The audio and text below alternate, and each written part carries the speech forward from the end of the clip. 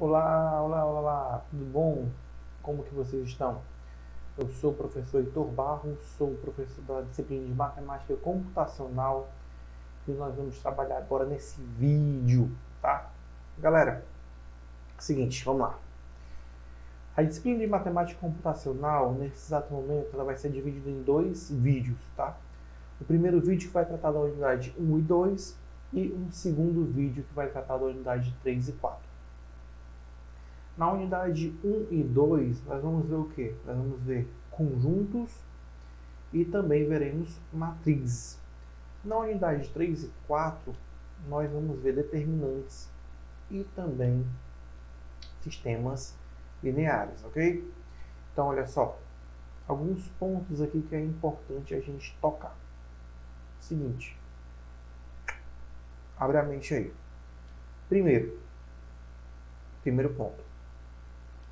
A gente está aqui numa disciplina que ela está à distância, tá? Se é uma disciplina à distância, a gente precisa de mais foco, de empenho, a gente precisa de rotina, tá? Então, separa um tempinho, separa um tempo bacana aí da tua agenda. Eu sei que muitos trabalham, muitos têm outros afazeres, mas mesmo assim, vamos tirar um tempinho, bora tentar estudar, bora tentar resolver algumas questões, vamos tentar estudar, buscar materiais para a gente poder tranquilamente superar essa questão do EAD, tá? Que não é problema, tá? Muitas vezes o nosso problema é prioridade, então vamos priorizar os estudos, que priorizando os estudos, lá na frente a gente galga caminhos bem bacanas, tá? A gente arranja um emprego melhor, a gente consegue um salário melhor para poder fazer coisas bacanas com a família da gente, tá bom? Então, primeiramente, foca nos estudos. Tira aquele tempinho que tu usa ali para ficar no Facebook, para ficar no Instagram. Pô, tira um tempinho daquele, vai no fórum, tá? Vai no fórum. Qual fórum? É o AVA, tá? É o Ambiente Virtual de Aprendizagem, tá? Vai no fórum do Uniatendeu, se apresenta, conversa com o tutor, tira tuas dúvidas, pega o material da unidade 1, 2, 3 e 4, tem 4 e-books lá que você pode ler. Lê. Você pega rapidinho, você lê, tem o quê? 15, 20 páginas ali. Você lê teu e-book rapidinho. Tem uma aulinha também bacana lá, além dessa que eu vou dar aqui para vocês, tá? Desse vídeo aqui que eu estou gravando para vocês. Então não custa nada, tá? Lê o material, estuda, que lá na frente o seu eu do futuro vai agradecer o seu eu do passado, tá? Então, investe em você mesmo, para lá na frente você colher os frutos desse investimento que você está fazendo hoje em você, tá? Escuta o que eu estou lhe dizendo, tá? Escuta o que eu estou lhe dizendo. Foca agora nos teus estudos que vai dar tudo certo, tá bom? Tranquilo? Então, bora lá. Seguinte, pessoal. Vamos começar aqui a nossa aula. Sempre que aparecer essa telinha aqui, tá? Sou eu trocando aqui pro slide, ok? Tem gente que pensa que bugou. Ai meu Deus, minha aula bugou. O que foi que aconteceu com o meu monitor? Não aconteceu nada não, tá? Isso aqui é só a gente fazendo aqui a transição de tela. Vamos ver um aguinho aqui que é importante. Então, galera, é o seguinte. Começando por conjuntos, tá? Começando por conjuntos. O que é um conjunto? Eu posso entender conjunto como sendo uma coleção de objetos que tem uma característica em comum. Quando eu vou organizar as coisas, geralmente eu organizo as coisas levando em consideração alguma característica, né? Tem gente que gosta de organizar as coisas por cor. Tem gente que prefere organizar as coisas por tipo. Cada um tem uma forma de fazer uma organização. A verdade é que Para organizar alguma coisa, para fazer essa organização, você está utilizando uma característica em comum para todos aqueles objetos ali, para classificar aqueles objetos. Então, o conjunto, eu posso entender conjunto como uma coleção de objetos que foram classificados por meio de uma característica em comum. Por exemplo, se eu falo aqui o conjunto dos estados da região Nordeste, a característica que eu falei, automaticamente você pensa, pera, Nordeste, 9 estados, quais são? Eu não sei decorado não, tá galera? Mas vamos lá. Ceará, Maranhão, Piauí, Bahia, Paraíba, Sergipe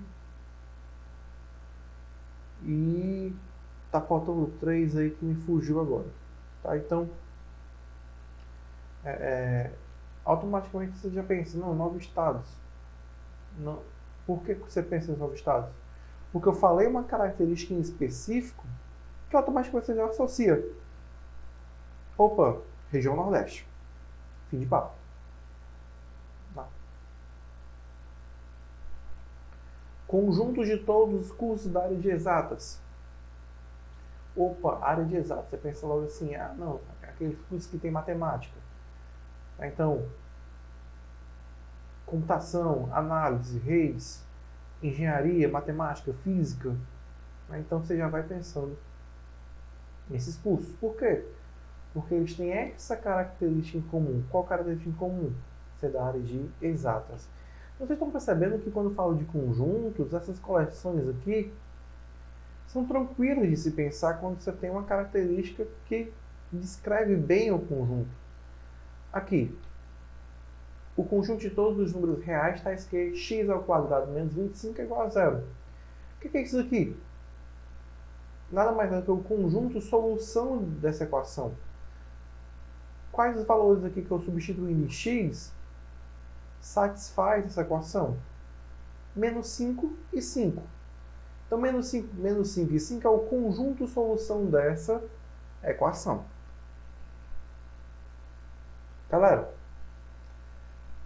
para dar nome a um determinado conjunto, para denotar um determinado conjunto, eu vou utilizar uma letra maiúscula, tá? Uma letra maiúscula do alfabeto. A, B, C, D, E, F, G, H, enfim. Uma letra maiúscula, tá? Então, eu posso dizer, por exemplo, que olha só esse Ezinho aqui, ó. Na verdade é Ezão, tá maiúsculo. É o quê? É o conjunto dos cursos da área de ciências exatas, tá?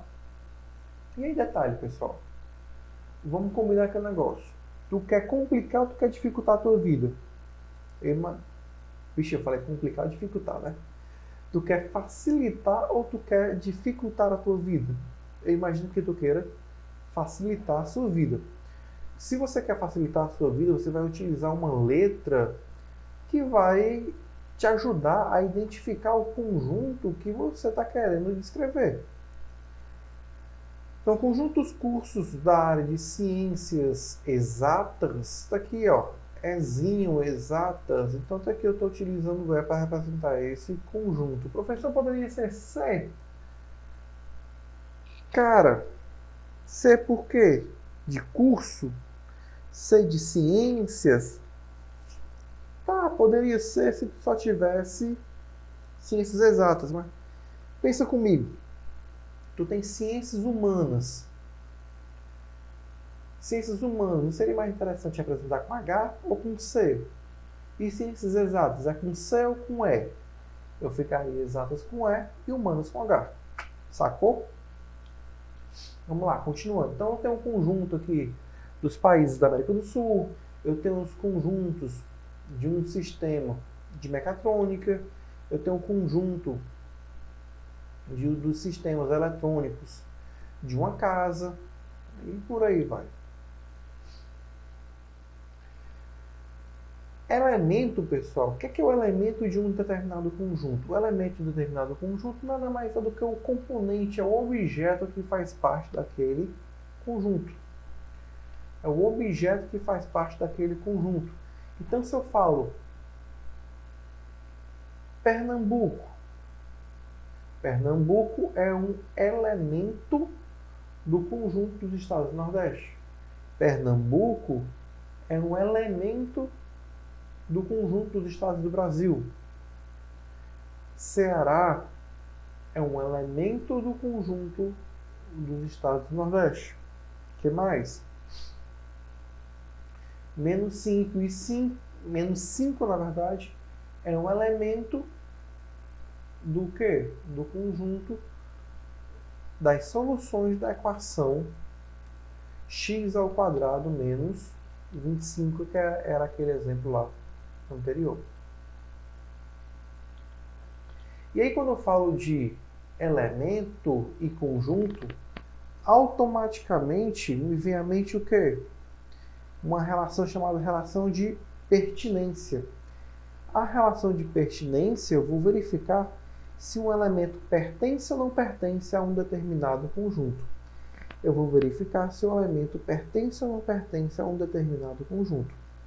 Então, quando um elemento pertence a um determinado conjunto, eu vou utilizar esse ezinho aqui diferente para dizer que o elemento pertence ao conjunto.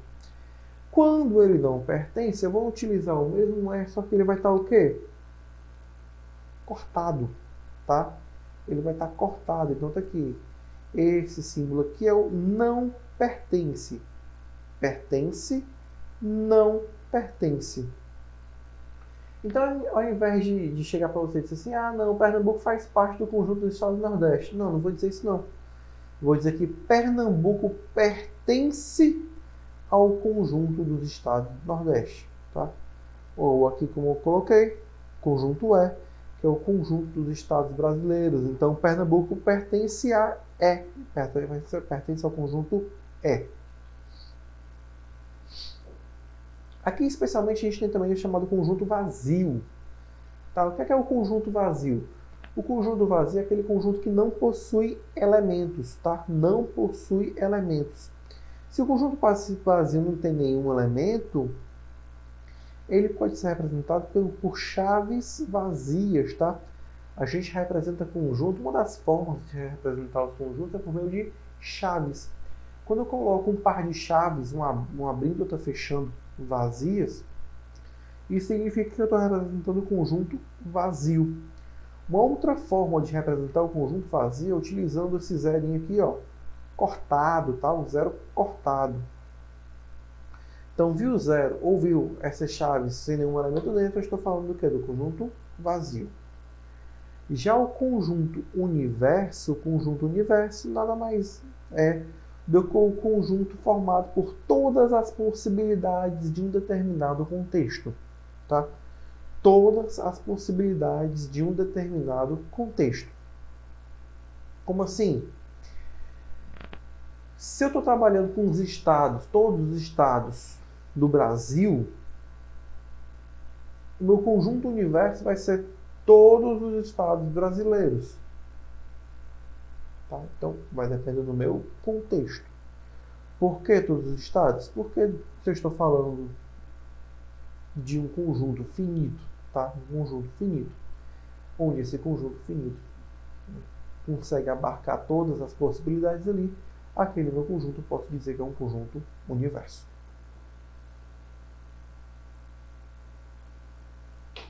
Ok? Tranquilo? E esse conjunto universo eu vou denotar, eu vou escrever utilizando a letra U. Tá? E agora, perdão. E o U, tá? Esse U tem que ser o quê? Tem que ser maiúsculo, ok? E aí, galera, eu chamo a atenção por quê? Porque eu disse que os conjuntos a gente tem que escrever, dar o nome a eles por meio de uma letra maiúscula, tá? Sim, letra maiúscula, ok. Mas tem que tomar cuidado porque algumas letras, elas são como se fossem palavras reservadas das linguagens de programação. Né? Nas linguagens de programação nós temos palavras reservadas, são palavras que já têm algum sentido. para a linguagem. Nesse caso, a letra U aqui, por exemplo, já tem um sentido para a linguagem matemática. Qual é? É o conjunto universo.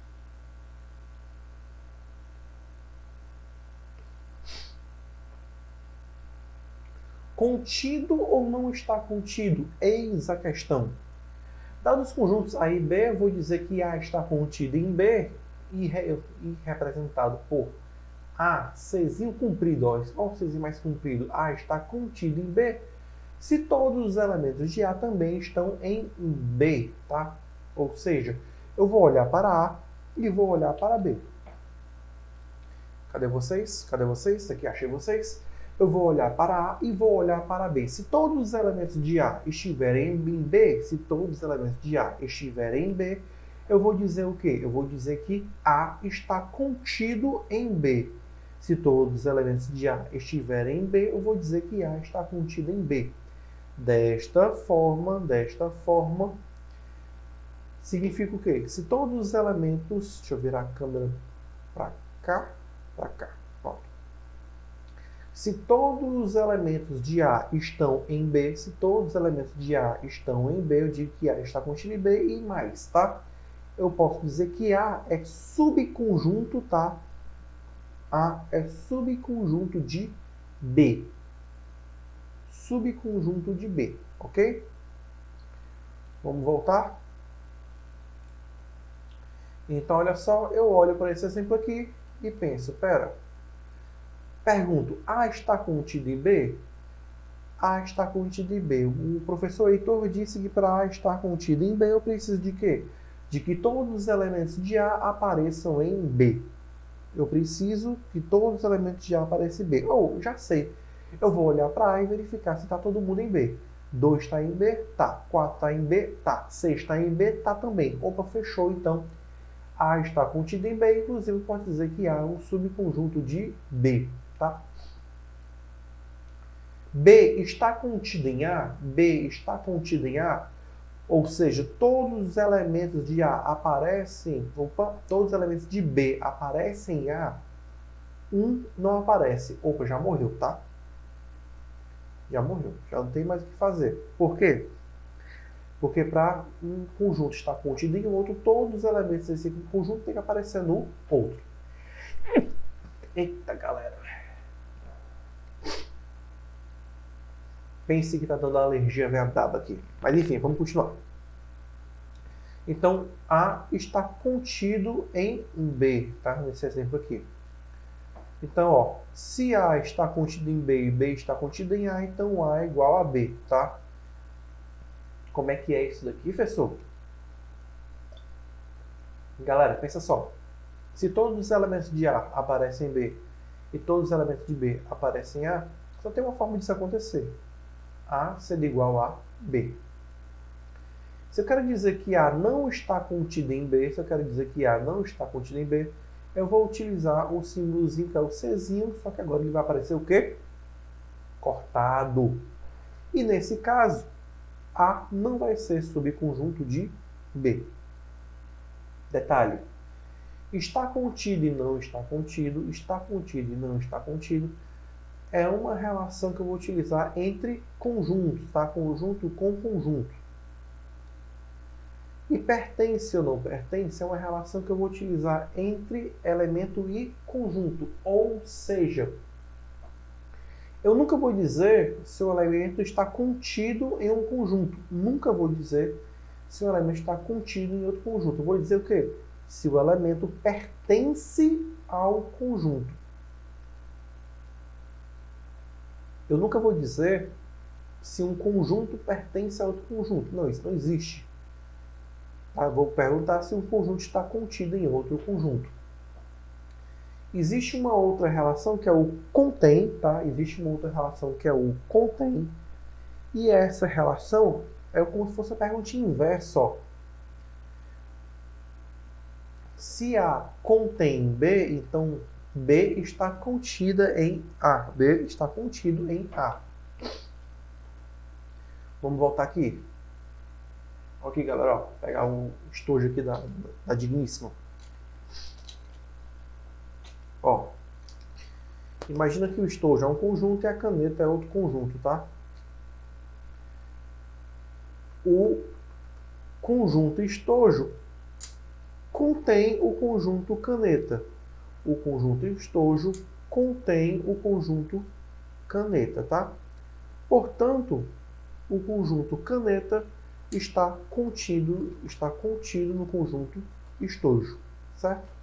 Então, quando eu falo de contém, tá? No nosso popular, eu estou, na verdade, dizendo o quê?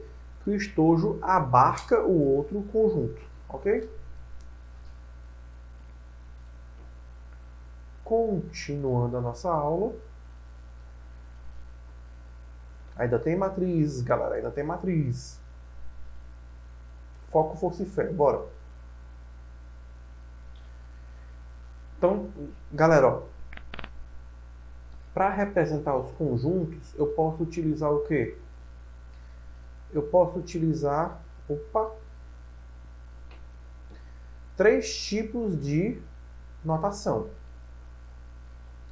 A primeira notação é a relação dos componentes, onde eu vou representar entre duas chaves, tá? Dentro de duas chaves. Então tá aqui, ó, conjunto A quem é? Conjunto A igual a 0, 1, 2, 3, 4 e 5. Dentro de chaves separadas, isoladamente separados por vírgula. Uma outra forma de escrever um determinado conjunto é por meio de uma ou mais propriedades. Então, eu vou descrever esse conjunto utilizando uma ou mais propriedades.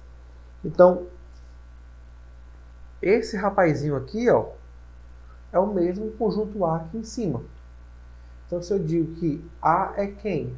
O conjunto A é igual a x, tal que x pertence ao conjunto dos números naturais e x é menor do que 6.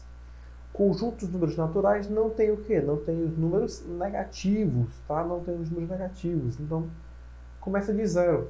Menor do que 6 vai até 5.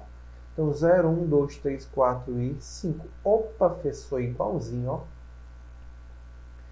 Já a representação geométrica, você vai utilizar o diagrama de Van Euler, tá? O diagrama de Van Euler é uma forma de você representar o teu conjunto por meio de uma figura geométrica, né? Tá aqui, ó. O conjunto A, tá aqui ele, 0, 1, 2, 3, 4 e 5, tá? Galera, uma dica aí para vocês, tem um projeto chamado Project Euler, tá? Um site na internet, onde ele é projecteuler.net, tá? Euler do jeito que tá aqui, tá? É Euler, na verdade, mas se pronuncia Euler, tá? O projecteuler.net, ele tem questões matemáticas que podem ser resolvidas por meio de linguagem de programação, tá bom? Então, se você tá aí, quer treinar suas estratégias na linguagem de programação, eu indico muito você acessar o Project Euler. Por quê?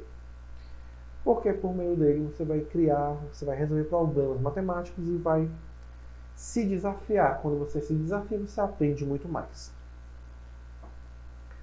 Operações entre conjuntos, a primeira operação que a gente tem aqui é a operação de união, tá?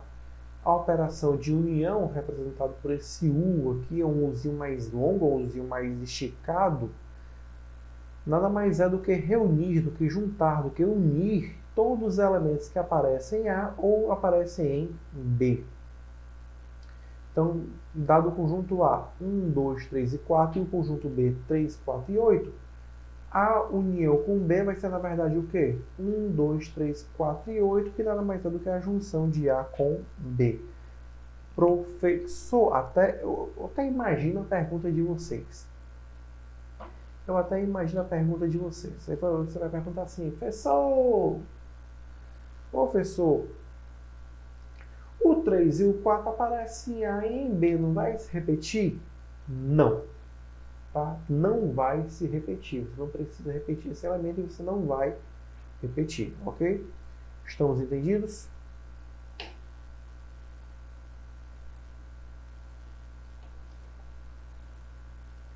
Então, aqui a operação de conjunto. de união está aqui representado por meio desse diagrama de Van Euler, que é toda essa parte vermelha, afinal de contas eu estou juntando dois conjuntos. Existe aí da interseção entre conjuntos, que nada mais é do que o quê? A interseção com B, que é representado por esse Uzinho aqui, que é o mesmo U que a gente usa lá de união, só de cabeça para baixo, vai ser os elementos que aparecem em A e em B ao mesmo tempo. Então, a interseção com B é 3 e 4. Por quê? Porque 3 e 4 aparecem em A e em B ao mesmo tempo. Daqui a representação de A em interseção com B, nada mais do que essa parte vermelhinha que está aqui para vocês.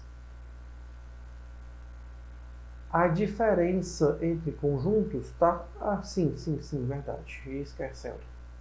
Galera, quando eu tenho dois conjuntos que a interseção é vazia, eu chamo de dois conjuntos de disjuntos, tá? Repetindo.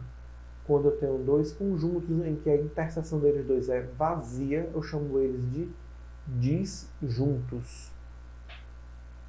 Indo para a diferença de conjuntos, a diferença entre dois conjuntos, no caso A menos B, eu vou retirar de A tudo aquilo que aparece em B. Então, se meu A é 1, 2, 3 e 4, 1, 2, 3 e 4, e meu B é 3, 4 e 8, fazendo A menos B, eu vou retirar de A tudo aquilo que aparece em comum com B. 3 e 4 é aquilo que tem em comum, retirei 3, retirei o 4, vai sobrar o quê? 1 e 2, que na verdade, no final das contas, é só a parte que pertence somente a A, tá? Professor, e o 8 vai para onde? Vai para canto nenhum, porque eu não tenho como tirar o 8. No A, aqui no conjunto A, tem 8? Não tem. Eu tenho como retirar uma coisa que eu não tenho? Por exemplo, eu estou liso. Não tenho cartão de crédito, não tenho um tostão no bolso. Veio um ladrão, vai tirar o que de mim? Vai tirar dinheiro de mim? Não vai. Ele pode me virar de cabeça para baixo, me sacudir todinho, não tenho dinheiro. Então acabou-se. Né? Eu não tenho como tirar aquilo que eu não tenho. Então, só 1 e 2. Já o complemento, galera, o complemento nesse caso aqui de A em B, você vai verificar o que é que está faltando em B para se tornar A. Aqui, ó. O que é que está faltando em B para chegar em A? 1 e 2. Morreu, tá?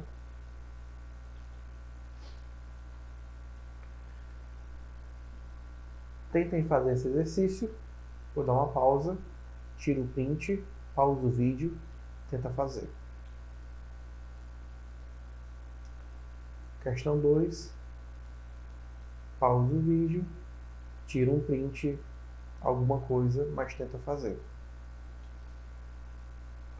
Um resuminho, mostrando de forma gráfica as operações de interseção e união, inclusive as associativas.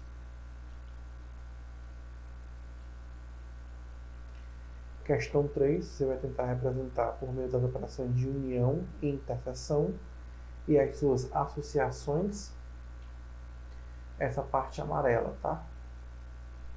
Pausa o vídeo, tira um print, mas tente resolver. De novo, pause o vídeo e tente resolver. Vamos lá. Item 4, galera, que é conjuntos numéricos, tá? A gente precisa entender esses conjuntos numéricos. O conjunto dos números naturais, tá? São os números que a gente aprendeu lá na escolinha Walt Disney, tá? Lá na escolinha Mundo Encantado, lindo e maravilhoso. Oh, meu Deus do céu, tempo bom que não volta. São aqueles números contáveis, galera, representados pela letra N, tá? Números naturais são representados pela letra N. Quem são os naturais? 0, 1, 2, 3, 4 e 5. Já os números inteiros, você vai simplesmente pegar o quê? Os números inteiros, você vai pegar os números naturais e vai adicionar também os números negativos. Então, os números inteiros vai ter o quê? Menos 5, menos 4, menos 3, menos 2, menos 1, 0, 1, 2, 3, 4, 5 e assim por diante, tá? Um detalhe que esses números são infinitos, tanto para a esquerda como para a direita. Os demais são os inteiros não negativos. Os E- são os inteiros não positivos, ou seja, estou tirando aqui os negativos e aqui eu estou tirando os positivos. Os E' são os inteiros não nulos, ou seja, estou tirando o zero. E aí, galera, ó, percebam que os naturais estão contidos nos números inteiros, tá? Então, todo natural, ele é o quê? Todo natural, ele é inteiro.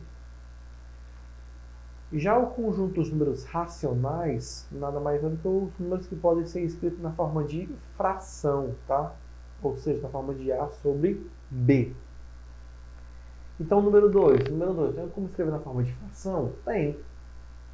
4 sobre 2, 2 sobre 1. Tá? Então, o número 2 é um número também racional. 0,6. Eu tenho como escrever na forma de fração? Tenho. É 6 sobre 10.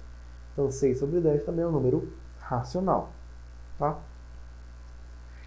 O que é que não vai ser racional? Aquilo que eu não consigo escrever na forma de fração. Certo? Aquilo que eu não consigo escrever na forma de fração, eu vou chamar de número irracional. Tá? Ou seja, o que é que vai ser o número irracional? É um número formado por números cuja sua representação decimal é não exata e não periódica. Então, o número π é um número irracional. Por quê? 3,1415992. Está vendo o padrão aqui? Está vendo se repetir aí? Se repetir feito com um padrão? Não. Então, esse aqui é um número irracional. Não tenho como representar isso aqui na forma de fração. Já o conjunto dos números reais é a união dos racionais com os irracionais. Então, perceba que todo natural é inteiro, todo inteiro é racional e todo racional é real. Mas, todavia, entretanto, nem todo racional é inteiro e nem todo inteiro é natural. Fez os irracionais. Os irracionais eles estão totalmente à parte. Tá? Eles ficam à parte. Ok? Mas todo irracional também é o quê? Todo irracional também é real. Ok? Então, bora lá. Então, galera, a gente fechou aqui a parte de conjuntos. Nós vamos entrar agora na parte de matrizes, ok? Eu espero que vocês tenham pegado a parte de conjuntos. Caso não tenha pego, caso tenha ficado alguma dúvida, você tem duas escolhas, e duas escolhas são bem fáceis. A primeira delas qual é? Volta o vídeo, tá? Volta o vídeo, dá uma assistida, dá uma pausada, dá uns replays lá, tá? E aí, tira a sua dúvida. Não conseguiu sanar a tua dúvida? A melhor coisa que você faz, o que é? Vai lá no fórum, vai lá no aba e troca uma ideia também com o tutor. Tranquilo? Beleza? Show de bola? Massa. Vamos agora falar sobre matrizes. Então, olha só, galera.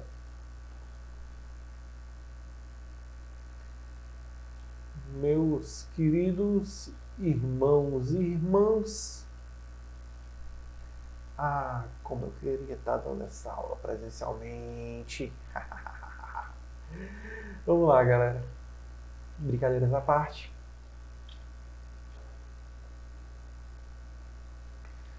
Eu posso entender matrizes, galera, como sendo uma tabela com elementos dispostos em linhas e colunas, tá? Em linhas e colunas. A matriz ela vai ser representada ou por colchetes, tá? Ou por colchetes, ou então por parênteses, ok? Em especial, essa matriz, né, toda matriz tem um tamanho. Esse tamanho eu vou chamar de M por N, tá? M por N, e eu vou substituir numerozinhos aqui. Assim como conjuntos, as matrizes também são representadas por letras do alfabeto maiúsculas, tá? E seus elementos por letras minúsculas. Então aqui, ó, eu tenho uma matriz A de M linhas e N colunas. O elemento da matriz eu vou representar pela letra minúscula, tá? Então, geralmente a gente faz o quê, ó? A matriz não é azão, então o elemento vai ser azinho. E eu vou dizer o que, ó? Que o elemento faz parte de uma determinada linha I e de uma coluna J. Então olha para cá. Elemento A11, tá? Não é 11. Pelo amor de Deus, não mata o professor de matemática do coração, não. Eu sei que todo mundo quer falar 11, mas é elemento A, índice 11, tá? A, linha 1, coluna 1. Aqui, ó, A11, A12, quer dizer o que, ó? Esse elemento faz parte da primeira linha, primeira coluna. Aqui, ó, primeira linha, segunda coluna. Aqui, segunda linha, primeira coluna, segunda linha, segunda coluna, tá? Sei que vai parecer estranho, galera, mas linha tá na horizontal, tá? Linha tá na horizontal, coluna está na vertical. Alguns tipos de matrizes, eu tenho as matrizes quadradas, ou seja, o que são matrizes quadradas? Matrizes quadradas nada mais são do que matrizes que têm a mesma quantidade de linhas igual a quantidade de colunas, tá? Mesma quantidade de linhas e mesma quantidade de colunas. Então, M igual a N, tá? X linha igual a X colunas. E aí, isso, matriz quadrada, já é um tipo de matriz. Está aqui uma matriz quadrada, olha só. Ela tem 3 linhas e 3 colunas, tá? Em especial, nas matrizes quadradas e somente nas matrizes quadradas, nós temos as chamadas diagonais. E é muito importante que vocês entendam a diagonal principal. Por quê? Porque na próxima aula que a gente vai falar sobre determinantes, tá? Quando for na próxima aula que nós vamos falar sobre determinantes, vai ser de extrema importância que você lembre onde está a diagonal principal e onde que está a diagonal secundária, ok? Então, por favor, foco nessa tela aqui.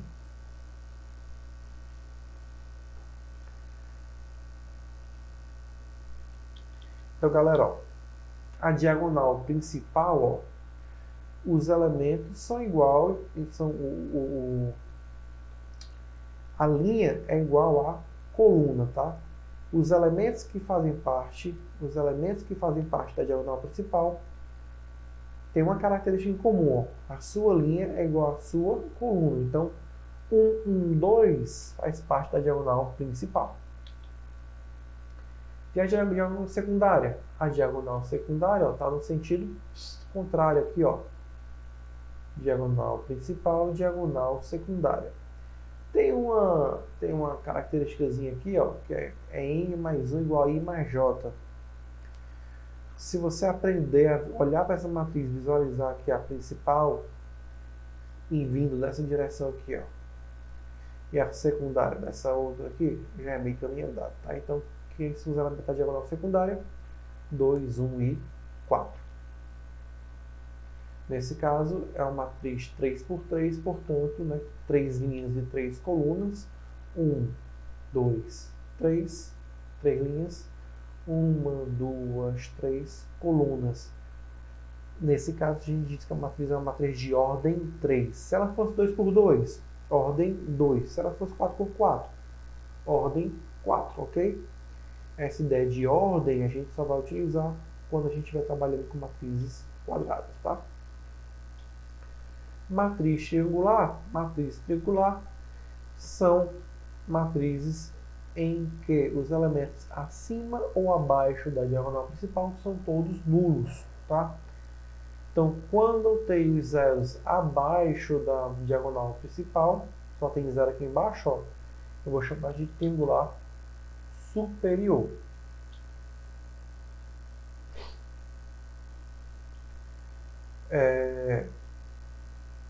Quando eu tenho zeros acima da diagonal principal, eu vou chamar de matriz triangular inferior, tá certo? E aí, galera, é importante lembrar o quê? Que aqui, ó, elementos acima ou abaixo da diagonal principal, tá? Não sei se vocês já viram lógica, tá? Mas quando eu tenho um ou, para a sentença ser verdadeira, basta que uma ou outra seja verdade. Então, a pessoa pode ser ou uma ou outra é verdade. E se for as duas, é verdade também. Então, aqui, ó, eu tenho também uma matriz triangular. Só que tem um detalhe, tá? Essa matriz triangular, esse caso especial de matriz triangular, a gente vai chamar o quê? De matriz diagonal, tá? A gente vai chamar de matriz diagonal. Por quê? Porque apenas na diagonal nós temos elementos que são diferentes de zero. Ó, 0, 0, 0, 0, 0, 0. Diagonal principal, 2, 4, 7. Então, isso aqui é uma matriz diagonal. Existe um caso especial de matriz diagonal, que é a matriz identidade. Onde todos os elementos da diagonal principal são o quê? São iguais a 1. E aí, matriz identidade, galera, tem um nomezinho especial, tá? É I, tá? Toda identidade a gente vai utilizar um izinho. Então, quando eu digo I3, não estou falando do processador não, tá? Estou falando de uma matriz identidade de ordem 3. Se eu falei 4, estou falando de uma matriz identidade de ordem 4. Tranquilo até aqui? Então, ó. I3, ordem 3, significa o quê? 3 por 3. E 4, ordem 4, significa o quê? 4 por 4. Falou identidade, todos os elementos da diagonal principal são iguais a 1. E o restante é tudo 0. Tranquilo? Vamos embora. Vamos continuar.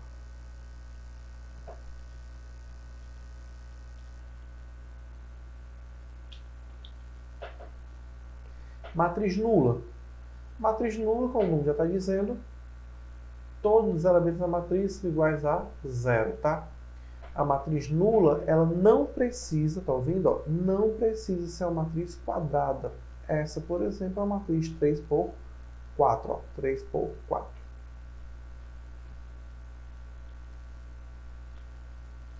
E duas matrizes, elas são ditas iguais quando o quê?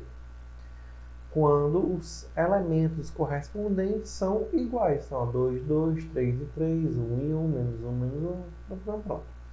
É igual? É. Então, aqui você tem duas matrizes que são iguais, tá?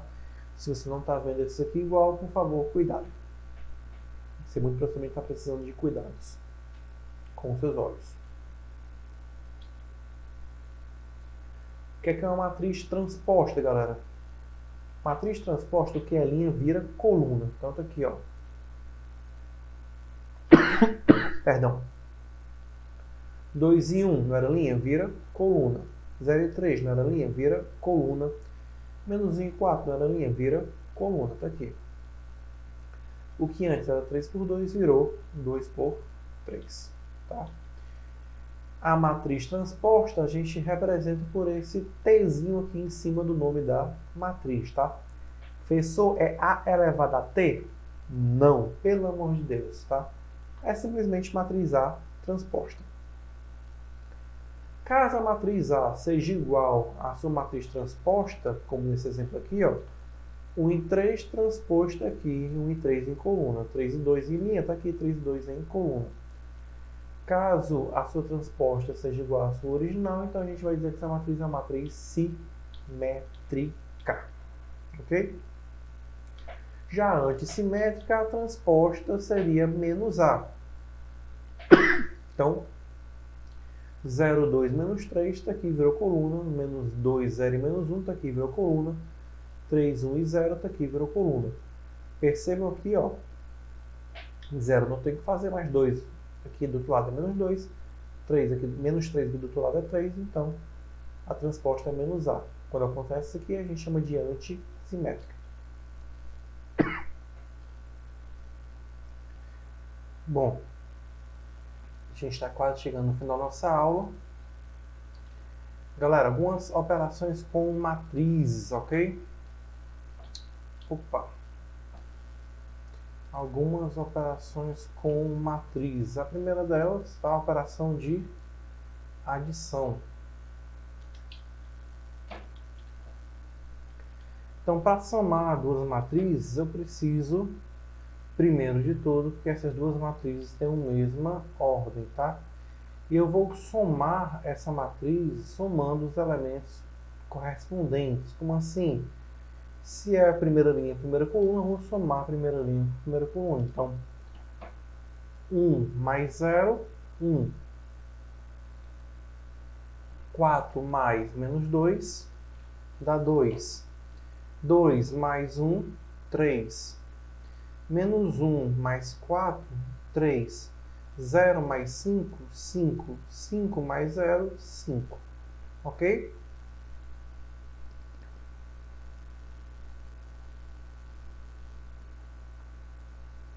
Então, repetindo, só tenho como somar matrizes se elas tiverem a mesma ordem, ou seja, o mesmo tamanho. Já se tratando de multiplicação por escalar, é quando eu multiplico a matriz por um número real qualquer. Então, se eu multiplicar essa matriz pelo escalar menos 2 vezes 2 vai ser o quê? Menos 2 vezes 2, menos 2 vezes 10, menos 2 vezes 1 e menos 2 vezes menos 3. Menos com menos vai dar mais, então aqui é 2 vezes 3. Né? Então, vai ficar o quê? Menos 4, menos 20, menos 2 e 6. Está aqui. Essa é a multiplicação por escalar. Menos 2 vezes a matriz A vai ser menos 2 vezes, representado por menos 2 vezes A. Multiplicação de matriz por outra matriz, tá? Galera, aqui precisa ter muito cuidado, tá? Muito cuidado mesmo. Eu particularmente indico que você, em relação à multiplicação de matrizes, não pare por aqui, tá? Você tem que treinar muito multiplicação por matriz para poder entender ela direitinho, tá? Primeiro, eu só posso multiplicar duas matrizes se o número de colunas da que tiver do lado esquerdo for igual ao número de linhas da que tiver do lado direito. Então, duas, daqui duas colunas, duas linhas, daqui duas linhas. Esse é o primeiro ponto. Como é que eu vou fazer essa multiplicação? Eu vou multiplicar a linha pela coluna. Como? Olha só, acompanha. 2 vezes 1 mais 1 vezes 0. Tá aqui. Passa para a próxima linha. 4 vezes 1 mais 2 vezes 0. Próxima linha. 5 vezes 1 mais 3 vezes 0. Tá aqui. Terminou toda a multiplicação com essa primeira coluna aqui, passa para a segunda. 2 vezes menos 1 mais 1 vezes 4. Está aqui. 4 vezes menos 1 mais 2 vezes 4. Está aqui. 5 vezes menos 1 mais 3 vezes 4. Está aqui. Então, a minha matriz vai ser o quê? 2, 2, 4, 4, 5 e 7. Perceba que o produto aqui dessa multiplicação vai ter o quê? Vai ter a quantidade de linhas da primeira e a quantidade de colunas da segunda. Quantas linhas tem a primeira? 3. Tá aqui, ó. 1, 2, 3. Quantas colunas tem a segunda? 2. Então tá aqui, 1, 2.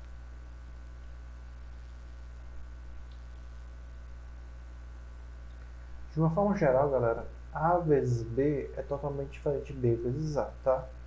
Então não adianta fazer A vezes B ou B vezes A pensando que vai dar certo. Se você tem que fazer A vezes B, faça A vezes B e não B vezes A. Tem diferença, tá?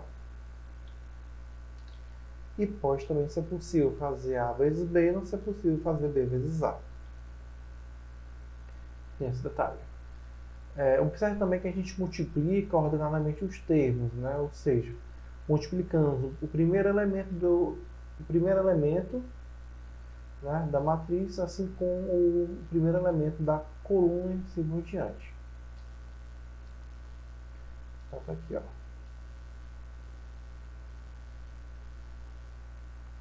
Ok? Então, galera, ó, tentem fazer o exercício em casa, pause o vídeo, tente resolver. Pause o vídeo e tente resolver. Cuidado com o sinal aqui de negativo, ok?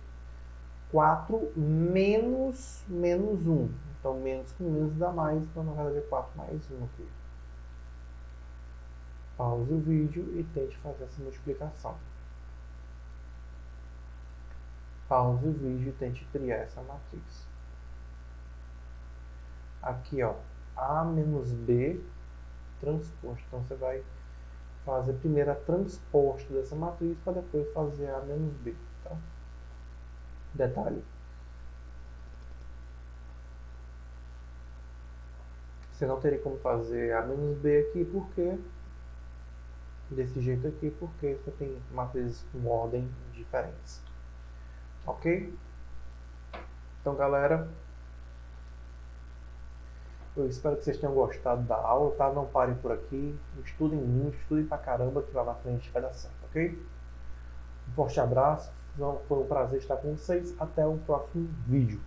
Um forte abraço e valeu! Tchau, tchau!